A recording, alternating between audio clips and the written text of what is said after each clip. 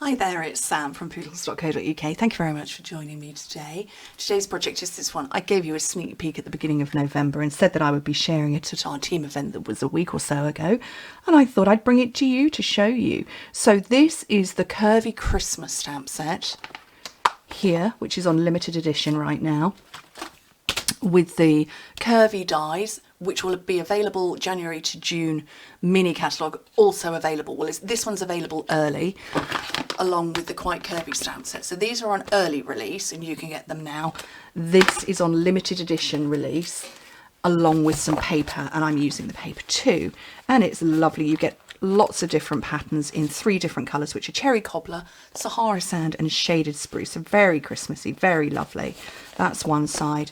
There's the other. So you get a mixture of Christmassy and not so much the Christmassy. Or rather, it's not specifically Christmassy. That one isn't. That one's not on that side, but is on the other.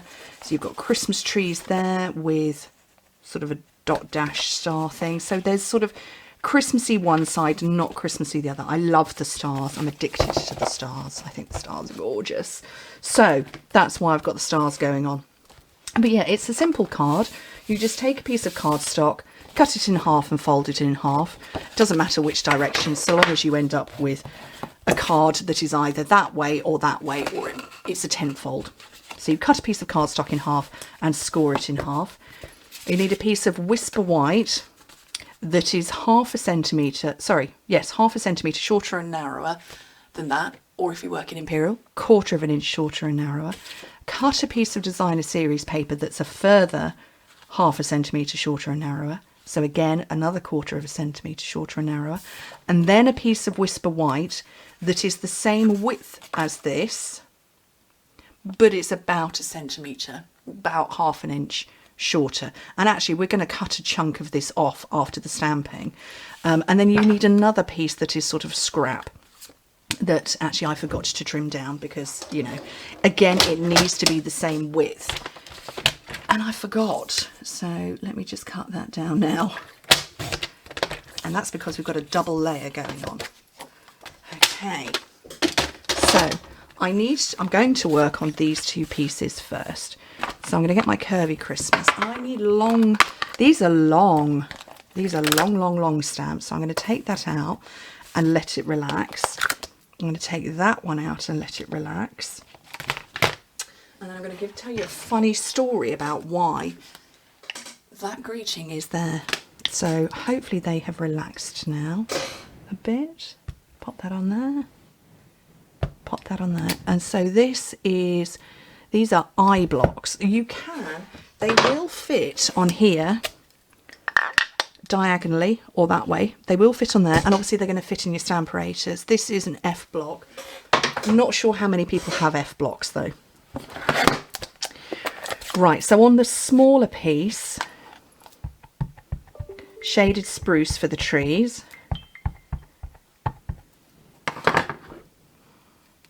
And you want to fit the trees on and have it towards the bottom.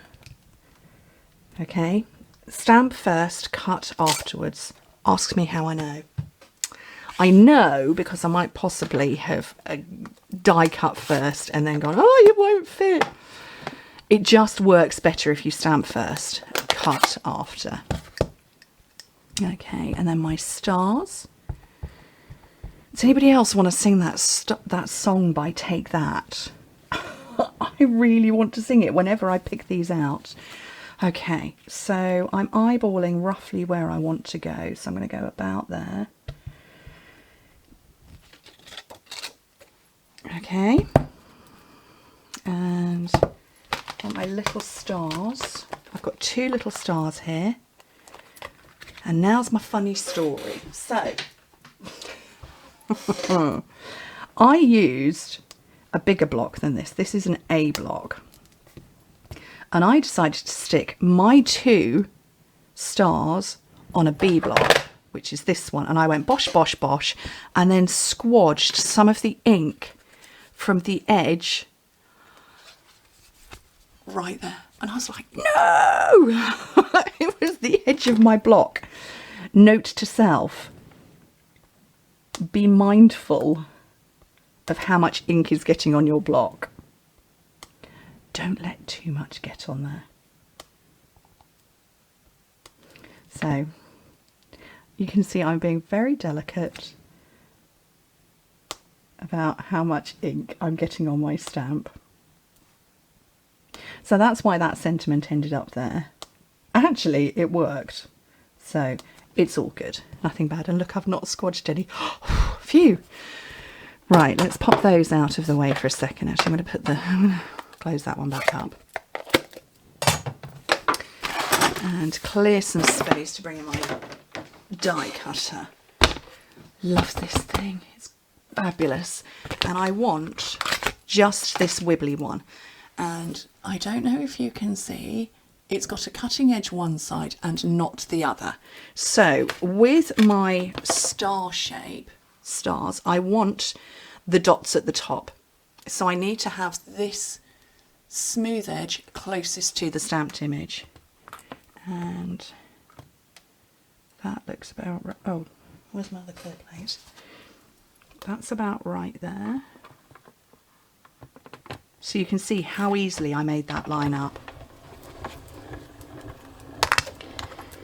It didn't work by die cutting first, and I don't really know the reason why.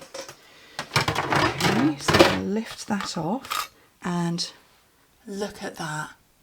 Every single one of those little holes is, oh, bar one, had fallen out. That is how good this trimmer is, and they're all kind of all over here now. I love it. Now I'm going to do the same again with my trees, but I don't want the dots this time around. I want to cut them off. So I want my cut edge close it. I want the cutting edge here that's by my thumb closest to the trees. So again, I'm just looking to where that lines up, and that's about there. Oh,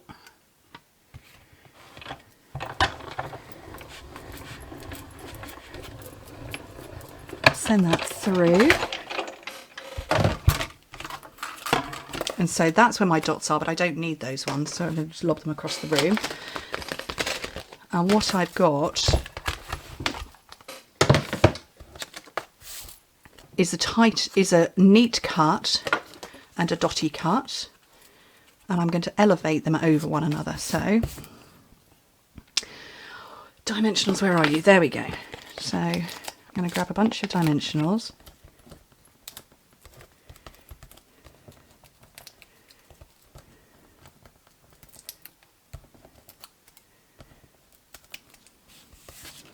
And just line that up at the bottom. Oops. That's on there. This is going to line up on here. And I'm going to use liquid glue for this, just so I've got a little bit of wibblage room. Wibblage is such a technical term. You all know exactly what I mean when I say wibblage.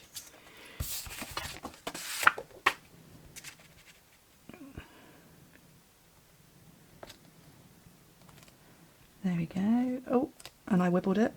So that's in place. And I can start assembling the rest of it before I put my greeting on. So let's check which way up that is.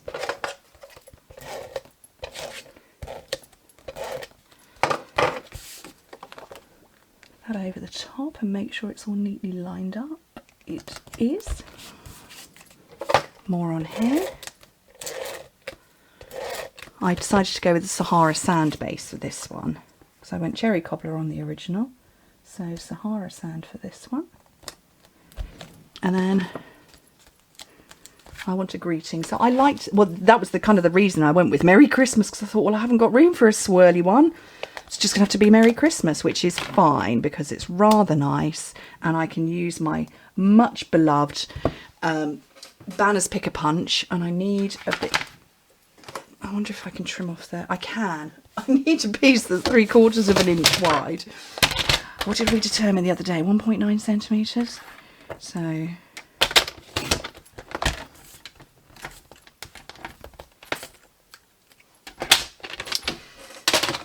let's not waste the scraps. And then some cherry cobbler because let's bring in all three colours, and I'm going to go pretty much slap bang in the middle there.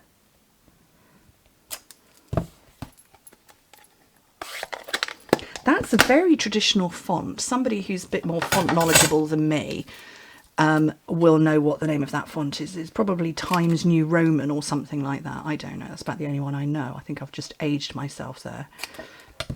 Trim off a little either side. And then use my banner punch.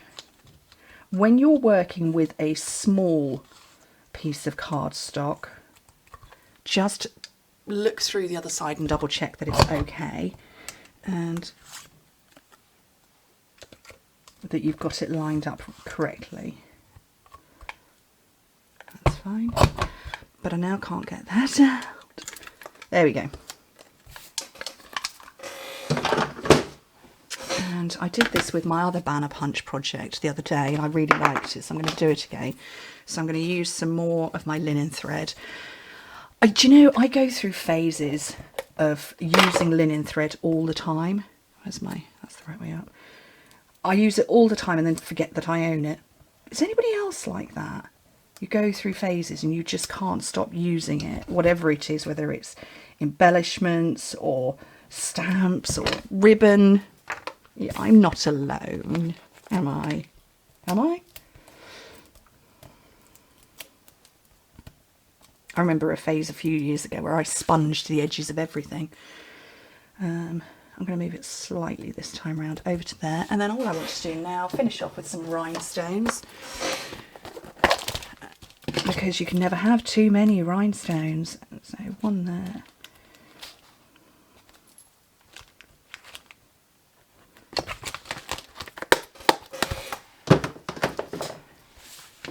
And that, I think, is a rather lovely Christmas card. I don't know whether I prefer it on the cherry cobbler background or the Sahara sand.